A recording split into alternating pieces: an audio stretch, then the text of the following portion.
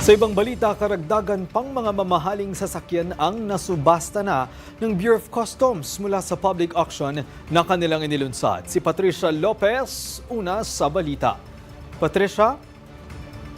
Greg, dalawa pang mamahaling sasakyan ng mga diskaya ang naisubasta ngayon ng Bureau of Customs sa ikalawang public auction ng mga ito. Matatandaan noong November 20 sa unang public auction para sa luxury cars ng mga diskaya, 3 lamang sa 7 sasakyan ang naibenta, kaya nagkaroon ng ikalawang auction. Unang nabili ngayong araw ng RMC Metal Products Trading Corporation ang Toyota Tundra sa halagang 3.48 million pesos na may floor price na 3.47 million pesos. Ang pangalawang sasakyan naman, ang Toyota Sequoia, ay nabili ng kumpanyang Jose Maria Esteban III sa halagang 6 million na may floor price na 4.66 million pesos.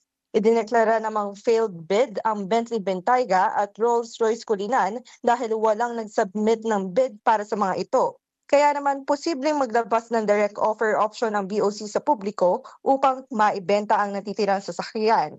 Greg, susuriin naman ng BOC ang mga individual na magnanais bumili o mag-direct offer sa mga mamahaling sasakyan ng mga diskaya na hindi na isubasta ngayon upang masigurong walang inutusan o hindi na muling mapasakamay pa ng mga diskaya ang mga sasakyan.